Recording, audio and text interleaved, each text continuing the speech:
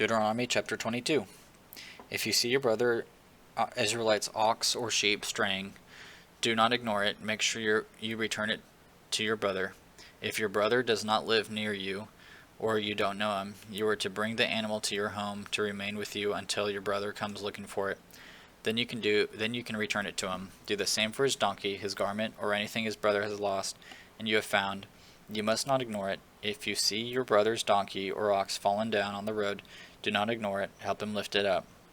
A woman is not to wear male clothing, and a male is not to put on a woman's garment, for everyone who does these things is detestable to the Lord your God.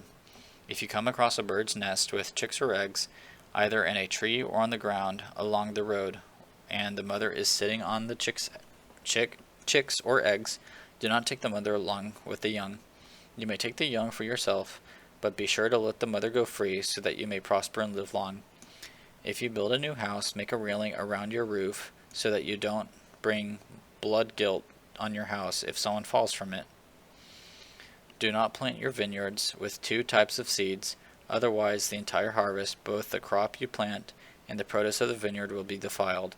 Do not plow with an ox and a donkey together. Do not wear clothes made of both wool and linen. Make tassels on the four corners of the outer garments you wear.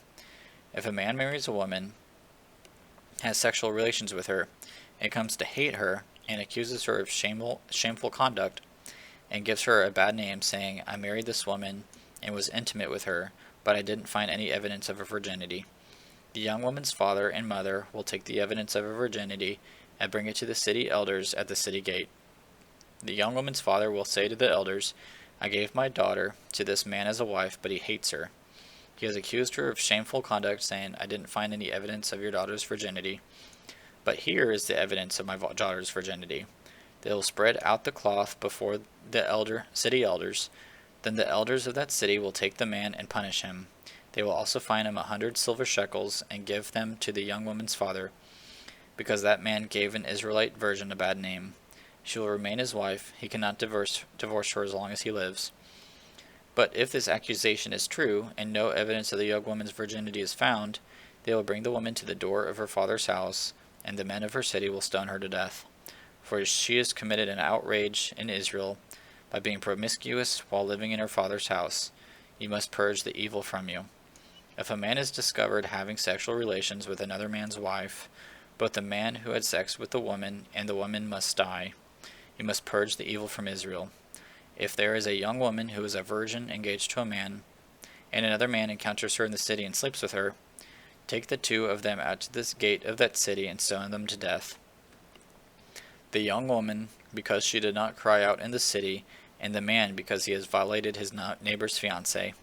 You must purge the evil from you. But if the man encounters an engaged woman in the open country, he seizes her and rapes her, only the man who raped her must die. Do nothing to the young woman, because she is not guilty of an offense deserving death. This case is just like one in which a man attacks his neighbor and murders him. When he found her in the field, the engaged woman cried out, but there was no one to rescue her. If a man encounters a young woman, a virgin who is not engaged, takes hold of her and rapes her, and they are discovered, the man who raped her is to give the young woman's father 50 silver shekels, and she will become his wife, because he violated her. He cannot divorce her as long as he lives. A man is not to marry his father's wife. He must not violate his father's marriage bed.